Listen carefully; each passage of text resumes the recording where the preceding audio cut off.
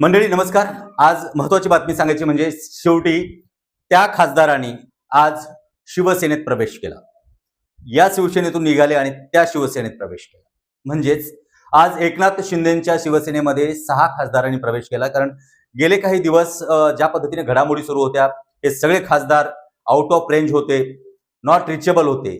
पण आज ते खासदार एका झटक्यात सगळ्यांना दिसले. तर या ठिकाणी आज एकनाथ शिंदे यांनी सगळ्यात महत्वाची भूमिका बजावत सांगितलंय की ऑपरेशन टायगर हे पूर्ण झालं आहे. तर त्याच्यानंतरची एक ब्रेकिंग न्यूज तुम्हाला सांगायची आहे, ते म्हणजे आज रामदास कदम यांनी पत्रकारांशी बोलताना सांगितलं की 6 खासदार आमच्याकडे आले आहेत, पण 7व्या खासदारांची पण सही झाली आहे. ते 7वे खासदार कोण? कारण आता ठाकरेंकडे उरले म्हणजे 3 खासदार, एक अरविंद सावंत, देसाई आणि त्याच्यानंतर राजाभाऊ आजे.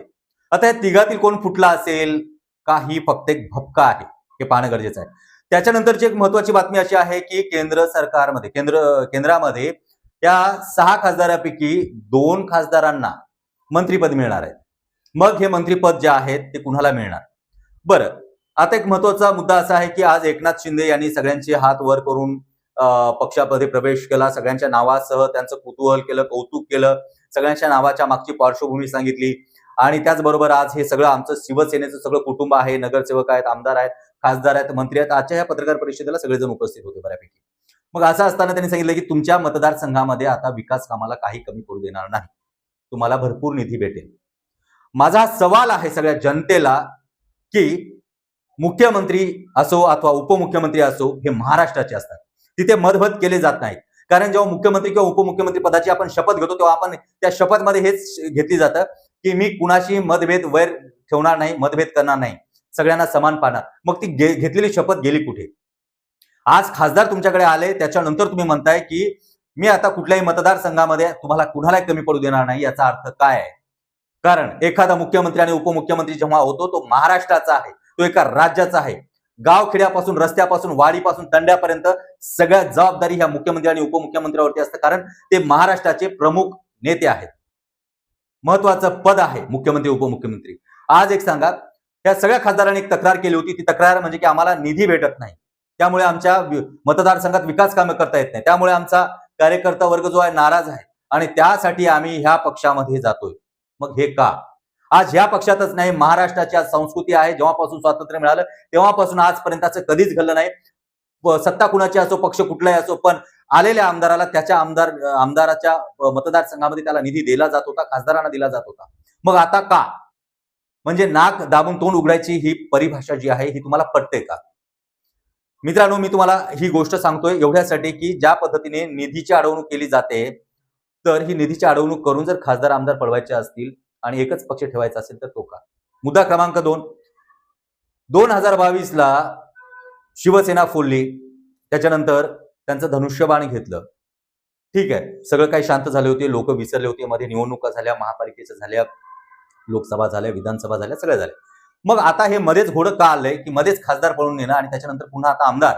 आणि रामदास कदम यांनी आज पत्रकारांसमोर सांगितलंय की याच्यानंतर आमदार तर आहेतच, आणि तेच त्यांनी बोलताना ह्या पद्धतीने सांगितलं की मी अजिबात खोटं बोलत नाही, माझ्यावरती तुम्हाला विश्वास ठेवावा लागेल, कारण मी जे सांगतो ही खरी बातमी. आता आमदार फोडणार आहोत, त्याच्यानंतर महापालिकेचे नगरसेवक देखील फोडणार आहोत. तर का? हे वैर कशासाठी? उभा महाराष्ट्र पाहतोय की ह्या सगळ्या गोष्टी का केल्या जातात. ते देखील उद्या तिकडे जाणार आणि ते देखील म्हणणार की आम्हाला आमच्या मतदारसंघामध्ये विकास काम करण्यासाठी निधी भेटत नव्हतं. हे कॉमन सेंटेन्स आहे. पण जनता, तुम्ही जागृत व्हा, कारण अशा पद्धतीने लोकशाही चालू शकत नाही.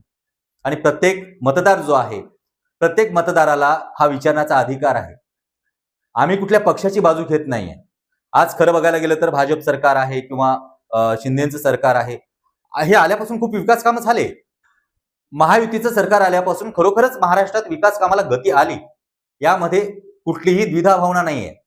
महाराष्ट्रात एका साईडला खूप चांगली प्रगती होते, मेट्रो होतात, मोनोरेल होतात, समृद्धी सारखे हायवे होतात, मुंबई पुणे सारखे मिसिंग लिंक होतात, सगळ्या पद्धतीने विकास कामं खूप चांगल्या प्रकारे होतात. पण ज्या पक्षांची तोडमोड केली जाते हे लोकशाहीला घातक आहे. आणि हे असं केल्यानंतर मतदारांचा उद्या मतदानावरती विश्वास राहील का? आज तुम्हाला सांगतो, ज्या पद्धतीने हे 6 देखील खासदार तिकडे गेले, 6 पैकी एका ठिकाणी भाजपाच्या विरोधात लढण्यात आली होती निवडणूक, 3 ठिकाणी शिवसेना विरुद्ध शिवसेना निवडणूक लढवण्यात आली होती. जवळपास अशा पद्धतीची ही निवडणूक असताना आज विचार करा, इकडे महाविकास आघाडी, काँग्रेस असो, राष्ट्रवादी काँग्रेस असो, शिवसेना असो, यांचे जे मतदार आहेत त्यांनी मत दिले होते कुणाला, तर भाजप आणि महायुतीच्या विरोधामध्ये हे मत दिले होते. आणि मत विरोधात दिल्यानंतर देखील जर त्यांच्यासोबत मांडीला मांडी लावून बसायचं असेल, तर त्यामध्ये मतदार राजा नाराज होणार का? तर मंडळी अजिबात नाही. मतदार राजा नाराज होत नसतो.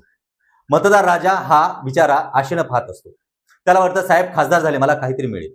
आज तुम्हाला सांगू, ज्या पद्धतीने 2 मंत्रिपदाची ऑफर देण्यात आली आहे, त्यात जर 6 खासदारपैकी 2 कुठलेही मंत्री झाले, तर उलट तो कार्यकर्ता त्यापेक्षाही खुश होईल. तो बोलेल, बरं झालं तुम्ही शिंदेसोबत गेलात. का? तर त्या ठिकाणी त्यांना 2 मंत्रिपद भेटल्यानंतर आमचे साहेब मंत्री आहेत, आता तर माझं काम होणारच. काम असो का नसो, कार्यकर्ता हा बिचारा नेहमी आशेनं पाहत असतो. पण ज्या दिवशी तुमची खुर्ची निघून जाईल, त्या दिवशी हा एकही कार्यकर्ता तुमच्यासोबत टिकणार नाही. ही सत्य परिस्थिती आहे. खरं तर महाराष्ट्राचं जे राजकारण ज्या पद्धतीने चाललंय, हे अतिशय चुकीच्या पद्धतीनं चाललेलं आहे. त्यामुळे जनता त्रस्त आहे आणि जनतेचा विचार कुणीही करत नाही. आज आपण पाहतोय की लाडकी बहीण योजनांच्या अंतर्गत बऱ्याचशा बहिणींना निवडणुकीपूर्वी कुठलाही विचार न करता धडाधड पैसे देऊन टाकले आणि पुन्हा त्यांची ओवाळणी परत घेतली. हा सगळा प्रकार जो आहे, अतिशय विचित्र प्रकार जनता पाहते, पण जनतेचं आता सरकारला काही पडलं नाही. आणि मी तुम्हाला सांगितल्या पद्धतीने मुख्यमंत्री असो का उपमुख्यमंत्री असो, त्यांनी प्रत्येक जनतेचे प्रश्न सोडवावे. तू त्या मतदारसंघाचा किंवा तू आमच्या याचा नाही असं बोलल्यानंतर जनता तुम्हाला निवडून देते, ते कशासाठी? खरंच खेद वाटतोय. आज महाराष्ट्राचं राजकारण ज्या पद्धतीने चाललंय, जो युवा वर्ग तुमच्याकडे पाहतोय, ज्या पद्धतीने पाहतोय, ते फक्त आणि फक्त त्यांच्या नजरेतून तुम्ही पडलात. त्यामुळे आज ज्या गोष्टी मी बोललोय, तुम्हाला काय वाटतं, तुमचं मत नक्कीच कमेंट बॉक्समध्ये आम्हाला कळवा. पुन्हा भेटूया पुढील कार्यक्रमात. तोपर्यंत नमस्कार.